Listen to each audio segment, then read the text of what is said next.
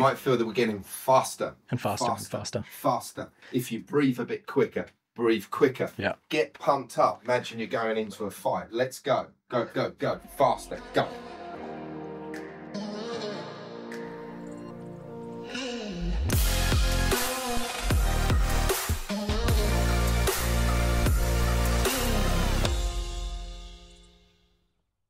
Okay, so we're gonna go faster and lift the left heel. Just feel that pressure in the right foot and then lift the heel. Tell me when you're ready to pause. Yeah. Okay, so plates are live and double plate ready. Go.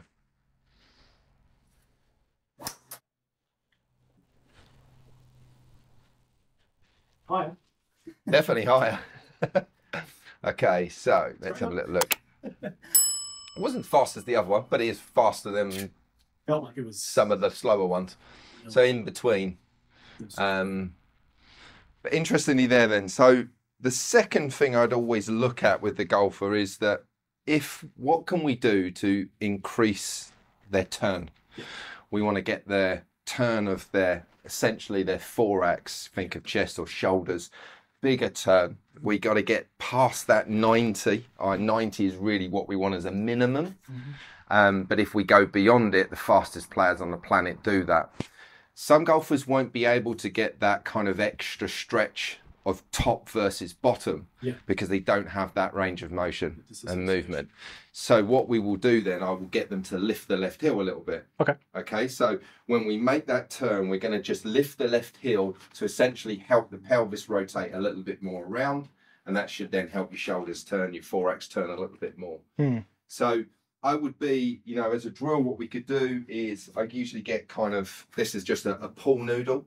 Which I've just chopped into bits and then cut in half. High tech. I'd place that very high tech and probably the cheapest training aid that you can make. Just get a length of pool noodle for about £6, $7 or $8 on Amazon, and we go on there underneath the heel. And what we're trying to do is just really feel that we push it down and spring it up to help us with the turn. So we kind of load it a bit more and up.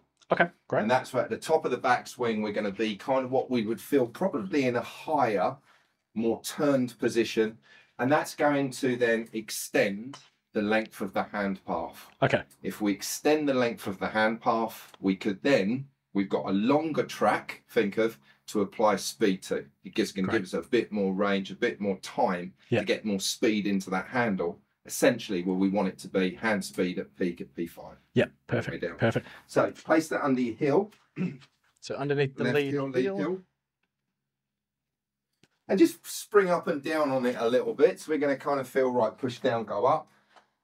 Use it to lift. Yeah, good. And if we add that into the kind of tip one where we're going to move it faster. Yeah, good. And quicker, go. So we haven't got a towel, we've got no resistance on this club, but let's try and now then on this one, let's try and make that club whoosh more on the way back. So again, to get those frames up, increase the speed of the backswing, the club speed on the backswing.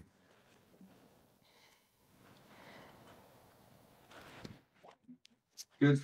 And again.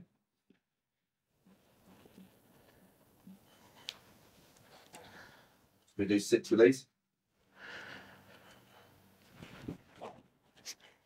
Okay, and we could call these 6 priming. Yeah, priming. You might feel that we're getting faster and faster.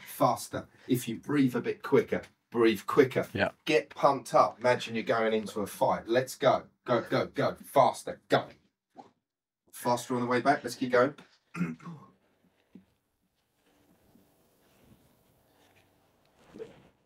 Yes, that was better. Got a bit more of a whoosh on the way back. And what we could do to measure the backswing speed, not a lot of people measure backswing speed, but you can use one of the PRGR launch monitors. They're not very expensive. You're not spending tens of thousands on a very expensive TrackMan or a lot of other launch monitors like FlightScope. You buy one of these very, very inexpensive launch monitors. They sit back along the target line and you measure the club speed on the way back. Yeah. So we can use that then as a gauge. Are we moving the club faster? We can record it, use the tempo app, or we can use the launch monitor to measure the speed of the club traveling over it. Love it. So let's go again. Really go. Fast as we can on the way back. Boom.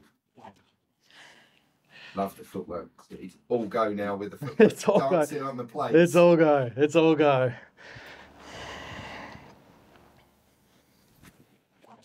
Yeah. Right, ready? Fell fast. That fell fast. Okay, so we reckon we got 124. We've got 122 now. Can't go any slower, otherwise you're out for the day. All right. I'll ban you from the studio. I'll ban. You're gone. Come all this way from Australia. It only took me 58 flights, 12 trains. We're good. We're good. Right, so fast as you can. Okay. Allowing that left heel to just mobilise. Am I using that?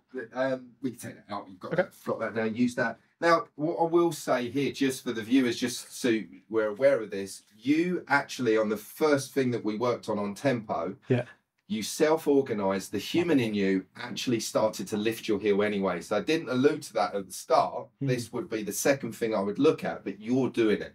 So, okay, we're just increasing that movement a little bit to get that range. But you were doing it in all of those training, all of those rehearsal priming swings that you did with the flag, that you actually was lifting that heel. So that's really good. Okay. See whether we can extend that hand path, go a bit further back, get it going quicker. So tell me when you're ready to pause. We do a force plate grab on this one. Okay. Yep. Okay. Plates are live and double plate ready. Go.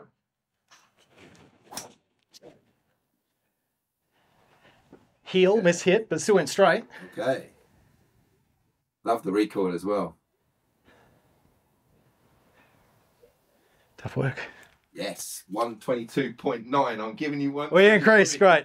I'm not kicked out just yet. Excellent. Right. So first of all, we're going to save those swings, get them on the system. We will talk GRFs a little bit later. I feel like I can go faster than that. Super cool data here to talk about. So save these on here. Felt like I did bail a little bit when it came to the actual shot. As in the backswing, I just... You didn't get it out the middle. It wasn't as good as that perfect swing of 122 dead when you got it 1.45, closer to the centre of the face. Yeah. But we got 122.9, so we went up nearly basically another mile an hour. We said that you were going to be banned for the day. So when we put it on the line that you have to deliver, right? Motivated by fear. So we didn't quite get the ball speed up because we didn't find the centre of the face, but we're hitting up on it. Again, I would say, looking at swing direction, we would probably want to, what we're doing, and the more we hit up on it, if we don't shift the swing direction out to the right, we are getting more to the left, that we're getting more glancing. So the club path is a bit too much left for my liking, Felt like it. which is then going to have you manipulating the club face more so to get the ball to come back towards the target line. Okay. Okay. So, but look, great. And then effectively what we did then, that heel up and bigger turn.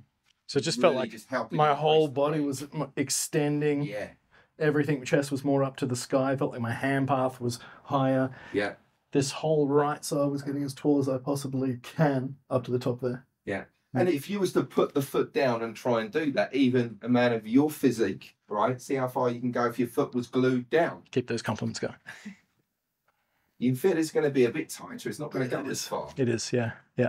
So you lift it, we just extend that range. And that's why we see the fastest players on the planet lifting their left heel to give them that bigger range of turn of both lower and upper body. We know essentially the upper body turns much more than the lower body, but it just helps us get that handle further away from the golf ball. Yeah, okay. I reckon I can...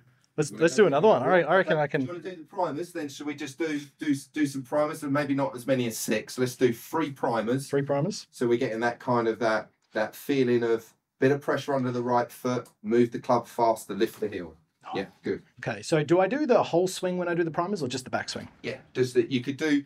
I would say probably do 1 backswing, and then 2 all swing. Okay. Yeah, okay. Full swing.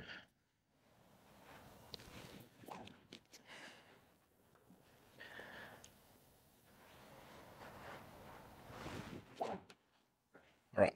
Ready to get that 0.1 mile an hour to get us to 1, 2, 3? I'm ready. Okay, so then we said what we said on the first one. Doesn't matter where it goes. Give me maximum intent. Process. 0 outcome. Doesn't matter where it goes. Go.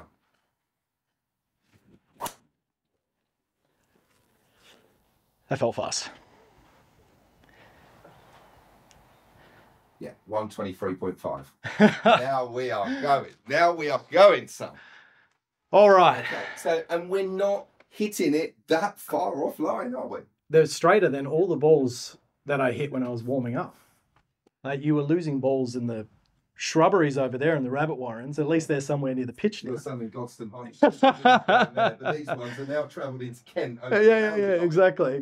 So this is the fun thing about speed training. Okay, we had outcome. We're coming back. We're looking at for the purpose of the video. This is what we're doing. We're trying to increase your speed. But when you're doing speed training, it doesn't matter where the ball goes. We just want to see the club moving faster. Yeah, mate. We just want to see you moving it quicker. And that's it. Speed tip number 2 then is all about getting more extension and range of motion to the top relative to the player's individual mobility. They may or may not need to lift up their lead heel, but for the majority of golfers, if they're looking at just pure speed, right, we're trying to get this extending as much as possible. You look at any of the long drivers, they'll tend to have this big dynamic shift and movement off the golf ball, full extension, really getting their body taller. You look at someone like Rory, they don't stay down like this. They start down, they extend up, they apply a lot of pressure down and then explode. 100%. So from a piece of pool noodle, that you can get on Amazon, chop it up, have them in your bag, are very cheap. So we've got a bag towel. We've got a bit of pool noodle. We haven't got to spend hundreds of pounds on fancy training aids. We can make them DIY style and then to help us with that. And I would, from my perspective as a coach, I teaching senior golfers, I teach lots of recreational golfers as well. If it's somebody that's struggling with that, getting that little bit more turn, I'd have almost every single senior I'd have them lifting the left heel. So just have that in the locker and train it again, allow it and see whether it works. It's one of those test it, suck it and see exercises, see what happens. But look, it's going to free you up. It's going to get you turning more. It's going to get you in a better place at the top so we can get more speed into it. Mate, so far 5 mile per hour plus up, longer, straighter, feels better. Tip number 2 is great. Game on. You are essentially moving down faster. Why? Because we've got you up more. Yeah. Okay. So the more that I extend, then that changes that variable there. Exactly. Okay. So we got you up more. It's really, really good. Your amount that you unweight at the same time you begin your unweighting, but we can see this amount here, 68% as a percentage of body weight as we transition, and 77%. So an extra actually 11% loss in weight.